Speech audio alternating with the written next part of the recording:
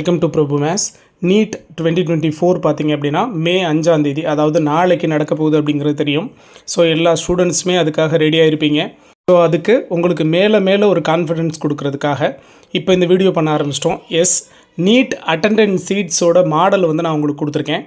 நாளைக்கு நீங்கள் எக்ஸாம் ஹாலில் ஃபேஸ் பண்ண போகிற ஒரு விஷயம் தான் இது. அதோட மாடல் தான் நான் உங்களுக்கு டிஸ்பிளே பண்ணி காமிச்சிருக்கேன். சரியா? இதில் ஃபுல்ஃபில்லாக நீங்கள் என்னென்ன டேட்டாஸ் எல்லாம் ஃபில் பண்ணணும் அப்படிங்கிறத நான் இங்கே உங்களுக்கு கிளியராக சொல்லிடுறேன். ஸோ இதை நீங்கள் ப்ராக்டிஸ் பண்ணிட்டு போகிறப்போ நாளைக்கு கண்டிப்பாக உங்களால் இதில் எந்த மிஸ்டேக்கும் இல்லாமல் நாளைக்கு எக்ஸாம் ஹாலில் உங்களால் கிளியராக சக்ஸஸ் பண்ண முடியும். ஓகேவா? ஸோ ஃபஸ்ட் ஒன் பாருங்கள், ரோல் நம்பர். ஸோ ஃபஸ்ட்டில் கொடுத்துருக்குறது ரோல் நம்பர், அது பிரிண்டடாக இருக்கும். சரிங்களா? அவங்களே நாளைக்கு நீங்கள் எக்ஸாம் ஹாலுக்கு போனதுக்கப்புறமா உங்களுக்கு 150க்கு முன்னாடியோ அல்லது எக்ஸாம் ஸ்டார்ட் பண்ணதுக்கு அப்புறமோ கண்டிப்பாக அந்த வந்திருக்கிற இன்விஜிலேட்டர் இந்த ஷீட்டை உங்கள்கிட்ட கொண்டு வருவாங்க. கண்டிப்பாக அதில் ஃபஸ்ட்டில் பாருங்க இருக்கிறது ரோல் நம்பர் இருக்குது, அது பிரிண்ட் ஆகிருக்கும். உங்களோட ரோல் நம்பர் பிரிண்ட் ஆகிருக்கும். கரெக்டாக இருக்கான்னு செக் பண்ணிக்கோங்க. வந்திருக்கிற இன்விஜிலேட்டரும் செக் பண்ணியிருப்பாங்க. அடுத்து உங்களோட நேமும் பிரிண்ட் ஆகிருக்கும்.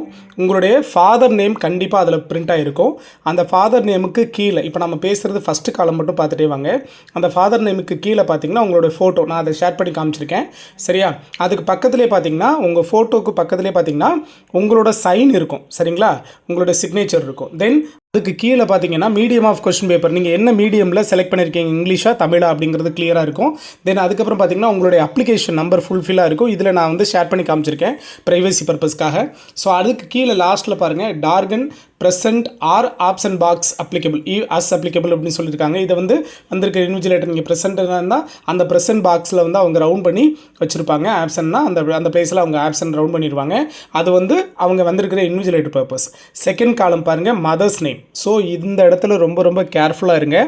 எல்லாமே பிரிண்ட் ஆகிருக்கு பாருங்கள். உங்களுடைய கேண்டிடேட் நேம், ரோல் நம்பர், உங்களுடைய அப்பா பேர் எல்லாமே பிரிண்ட் ஆகிருக்கு. பட் மதர் நேம் மட்டும் பிரிண்ட் ஆகலை. ஸோ அந்த இடத்துல உங்களை வெரிஃபிகேஷன் பர்பஸ்க்காக இந்த இடத்த வைக்கிறாங்க. எப்படி அட்மிட் கார்டில் உங்களோட ஃபோட்டோ எல்லாமே நேராக நீங்கள் வர்றவங்களுக்கும் உங்களுடைய ஃபோட்டோவையும் வச்சு செக் பண்ணுறாங்கல்ல, கரெக்டாக இருக்காங்களா அவங்க தானே அப்படின்னு செக் பண்ணுறாங்களா, அதே மாதிரி இந்த மதர்ஸ் நேம் பிளாங்காக இருக்கிறதுக்கு ரீசன் என்ன அப்படின்னா, அந்த இடத்துல உங்களுடைய மதர் நேமை நீங்கள் எழுத சொல்லுவாங்க. வந்திருக்கிற இன்விஜிலேட்டரும் உங்களுடைய மதர்ஸ் நேம் கொண்ட டீட்டெயிலை அவங்க வச்சுருப்பாங்க. ஸோ நீங்கள் சரியாக எழுதுறீங்களா, அதுக்கான கரெக்டான மதர் நேம் எழுதுறீங்களா அப்படிங்கிறத அவங்க வச்சுருக்கிற ஷீட்டில் வெரிஃபை பண்ணுறதுக்காக தான் அந்த ப்ராசஸ். ஸோ அந்த இடத்துல ரொம்ப கேர்ஃபுல்லாக எப்படி அப்ளை பண்ணப்போ உங்களுடைய மதர் நேம் கொடுத்துருந்தீங்களோ அதே மாதிரி கேபிட்டல் லெட்டரில் அந்த பிளேஸில் உங்களுடைய மதர் நேமை கிளியராக ஃபில் பண்ணிவிடுங்க. அடுத்து பார்த்தீங்கன்னா டெஸ்ட் புக்லெட் நம்பர்னு இருக்கும். அதாவது கொஸ்டின் பேப்பரோட புக்லெட் நம்பர் அது மேலே பிரிண்ட் ஆகிருக்கும். வந்திருக்கிற இன்விஜிலேட்டர் தெளிவாக சொல்லுவாங்க, இந்த புக்லெட் நம்பரை இந்த இடத்துல எழுதுங்க. தென் பக்கத்தில் பார்த்தீங்கன்னா கோடு, அந்த புக்லெட் கோடு இருக்கும் 2 டிஜிட்டில். சரியா? அதாவது அதில் ஏஆ பிஆ சிஏ எம்என்ஓபின்னு கொடுத்துருக்காங்க பாருங்கள். QRSD அது வரைக்கும் கொடுத்துருப்பாங்க. பக்கத்தில் பார்த்தீங்கன்னா 1லேருந்து 6 வரைக்கும் நம்பர் இருக்கும்.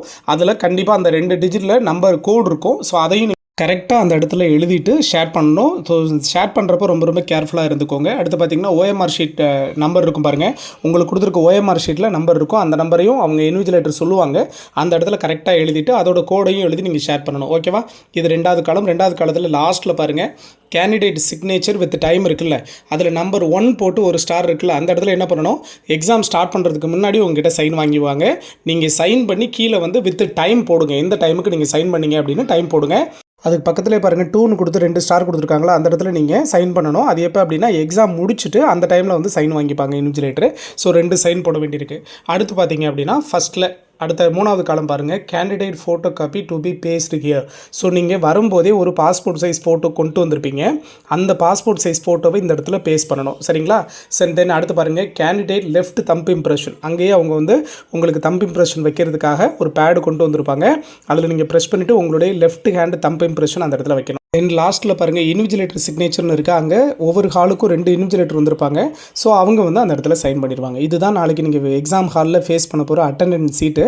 சரிங்களா? இதை நாளைக்கு நீங்கள் அங்கே போய் தெரிஞ்சுக்கிறத விட இங்கேயே தெரிஞ்சுக்கிட்டு போயிருங்க. என்னென்னலாம் நம்ம சரியாக ஃபில் பண்ணணும் அப்படிங்கிறது தெரியும். ஸோ அந்தளவுக்கு கேர்ஃபுல்லாக அங்கே நீங்கள் ஃபாலோ பண்ணிக்கோங்க. ஓகேவா? ஸோ இன்னும் அப்டேட் கொடுத்துட்டே இருப்போம். மறக்காமல் சேனலை சப்ஸ்கிரைப் பண்ணி வச்சுக்கோங்க. தேங்க்யூ.